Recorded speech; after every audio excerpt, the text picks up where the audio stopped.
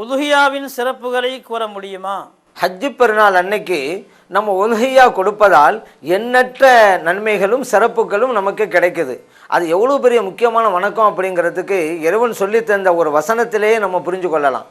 இறைவன் குர்ஆனில் சொல்லி காட்டினான், வலிகுல்லி உம்மத்தின் ஜஅல்னா மன்சகன், ஒவ்வொரு சமுதாயத்தினருக்கும் இந்த குர்பான் கொடுப்பதை வணக்க வழிபாடாக நாம் ஆக்கினோம் அப்படின்னு அல்லாஹ் குர்ஆனை சொல்லி காட்டுறான். அப்போ நமக்கு மட்டுமல்ல, நபி நாம் ஸல்லல்லாஹு அலைஹி வஸல்லம் அவருடைய உம்மத்தினராக இருக்கிற நமக்கு மட்டுமல்ல இந்த குர்பான்கிற வணக்கம் செய்வது, நமக்கு உண்டான சமுதாயத்தினருக்கு கூட அல்லாஹு தஆலா இதை வணக்க வழிபாடாக அமைத்து கொடுத்திருக்கிறான்.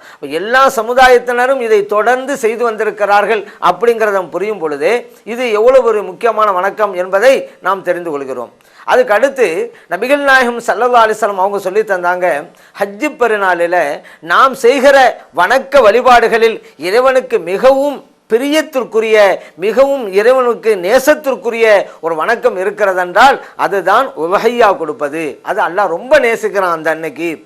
மேலும் நபிகள் நாயகம் ஸல்லல்லாஹு அலைஹி வஸல்லம் அவங்க சொல்லி தர்றாங்க, அந்த பிராணி இருக்குதே, நீங்கள் உதுஹியா கொடுக்குற பிராணி மறுமை நாளையில் தனது கொம்புகளோடு அங்கே வரும், தன்னுடைய முடிகளோடு வரும். நீங்கள் ஒரு குர்பானியை கொடுக்கும்போது அந்த பிராணியிலிருந்து வெளியேறுகின்ற இரத்தம் மண்ணிலே விழுவதற்கு முன்னாலேயே இறைவனை போய் சேர்ந்து விடுகிறது என்றும் நபிகள் நாயகம் ஸல்லல்லாஹு அலைஹி வஸல்லம் அவர்கள் சொல்லிட்டு பிறகு சொல்கிறாங்க, இவ்வளவு சிறப்பெல்லாம் அந்த உதுஹியா கொடுப்பதற்கு இருக்கிறதுனால நீங்கள் உதுஹியாவை மனமுவந்து கொடுங்கள், நல்லதாக கொடுங்கள் என்று நபிகள் நாயகம் ஸல்லல்லாஹு அலைஹி வஸல்லம் அவங்க சொல்லி தந்தாங்க.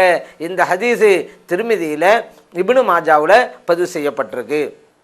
மேலும் நபிகள் நாயகம் ஸல்லல்லாஹு அலைஹி வஸல்லம் அவர்கள் இந்த வணக்கத்திற்கு எவ்வளவு முக்கியத்துவம் கொடுத்தாங்க அப்படிங்கிறத இன்னொரு ஹதீஸ் மூலம் நம்ம புரிஞ்சு கொள்கிறோம். இப்னு உமர் ரலியல்லாஹு அன்ஹு அறிவிக்கிறாங்க, நபிகள் நாயகம் ஸல்லல்லாஹு அலைஹி வஸல்லம் அவர்கள் மதீனாவில் 10 ஆண்டு காலங்கள் இருந்தாங்க. ஹிஜ்ரத்துக்கு பின்னால் மக்காவிலிருந்து மதீனாவுக்கு போனதுக்கு பின்னால் 10 வருடங்கள் இருந்தாங்க.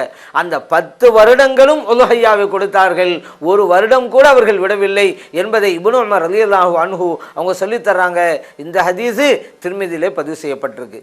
மேலும் நபிகள் நாயகம் ஸல்லல்லாஹு அலைஹி வஸல்லம் அவர்கள் ஒவ்வொரு ஹஜ்ஜு பெருநாளும் போதும் ஆடுகள் கொடுப்பார்கள். குர்பானியை 2 ஆடுகள் கொடுப்பார்கள். கபிஷைன் அம்லஹைன் அப்படின்னு வருது. அதாவது அந்த ஹம்லஹின்கிற வார்த்தைக்கு கொளுத்த ஆடுகளாக இருக்கும். அவர் நல்ல விலை மதிப்புள்ள ஆடாக கொடுத்திருக்கிறாங்க.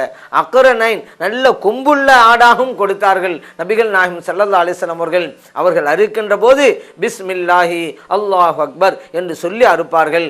இந்த ஹதீஸு புகாரியில் முஸ்லிமில் பதிவு செய்யப்பட்டிருக்கிறது. பிஸ்மில்லாஹி அல்லாஹு அக்பர் என்று சொல்லி தான் அறுப்பாங்க. பிஸ்மில்லான்னு சொன்னால் இறைவனுடைய திருநாமத்தால் இந்த உதுஹியாவை கொடுக்கிறேன்னு அர்த்தம். அல்லாஹ் அக்பர்னு சொன்னால் இறைவன் மிகப்பெரியவன் அர்த்தம். இந்த வார்த்தையை சொல்லித்தான் நபிகள் நாயகம் ஸல்லல்லாஹு அலைஹி வஸல்லம் அவர்கள் அறுத்திருக்கிறார்கள்.